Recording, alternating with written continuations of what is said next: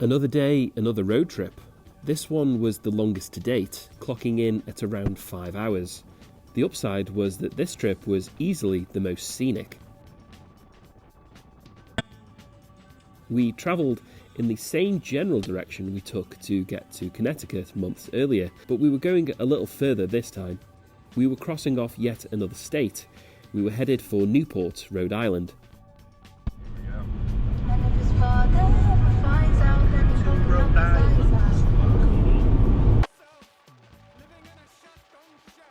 Newport itself is on Aquidneck Island, which sits in Narragansett Bay. So to get there, we had to cross over these two vast bridges. The crossings were amazing. Not only did we have the beautiful weather and views, we also had that lovely sea breeze too.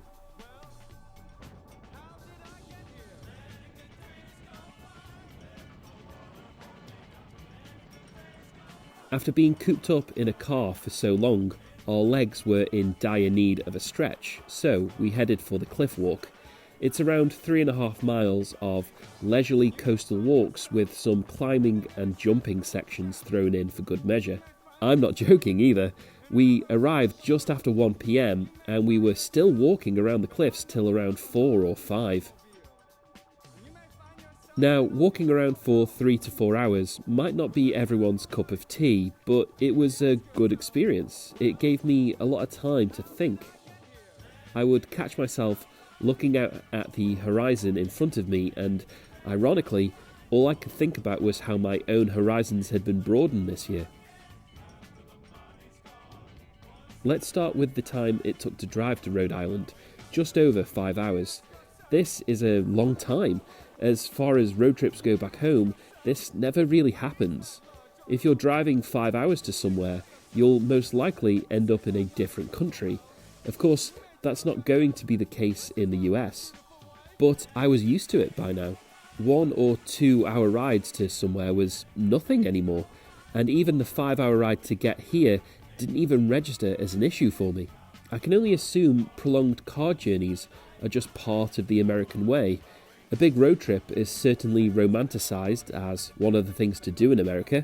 I mean, look at all the buzz Route 66 gets. Folks here don't need to necessarily jump on a plane to go somewhere else, unlike us islanders. Of course, when you do go elsewhere, you tend to encounter different cultures, languages, or ways of life. I found travelling around the eastern states of the US has certainly given me a new appreciation for the folks that live here.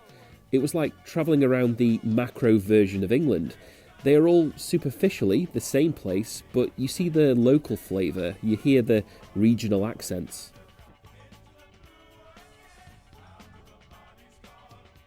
Speaking of which, since we were slap bang in the middle of New England again, we got to see all these stately homes. And because these properties back onto a beautiful sea view, there were multiple times on the cliff walk where it felt like we were just nosing around people's backyards. It was all an impressive show of opulence, but it only got me thinking of my own financial situation. Besides being an exciting opportunity, this year also netted me a handsome pay increase too. Now don't worry, this isn't a boast because I'm not doing anything exciting with that money. Even now, I'm making sure to squirrel it all away for the future. I've always had some savings, but this year has just turbocharged that process and really made me take preparing for what's to come more seriously. While I'm doing the same job here as I did back home, I've certainly learned more about myself and what I'm capable of in my role, and I think working with Americans has brought that out of me. This year, my work has had its own unique challenges, and I've relished all of them. I've even volunteered myself for the more spicier challenges, and on reflection, I think this is because I fall into that strange little group of people who not only enjoy their job, but are passionate about it too.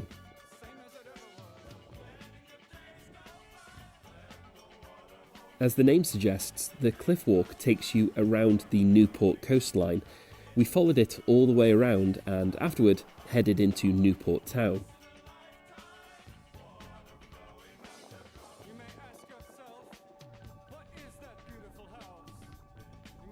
We wanted to finish the day off in true New England fashion with some genuine lobster roll and clam chowder. I'd never had either before, so I suppose this was another way we were broadening our horizons. Initially, I was surprised that the lobster roll was served cold, but the buttery goodness made it very clear that this was a very luxurious treat.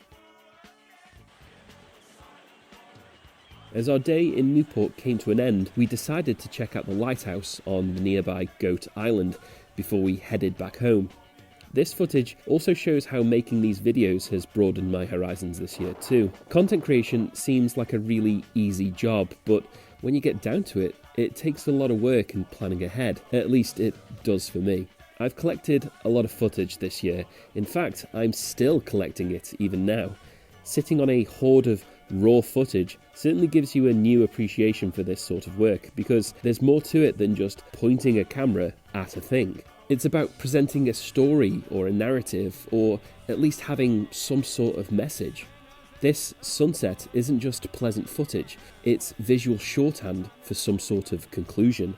In fact, I distinctly remember thinking, this will be good to end the video on. I've changed my mind since then though. I want to end on an earlier point of the day, because the importance of memories, or perhaps mementos, is something else I've really come to appreciate this year.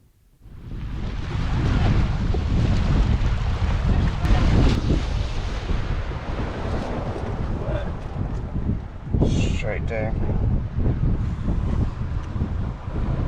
Yeah, you should be looking right at it. So you got the snails going down.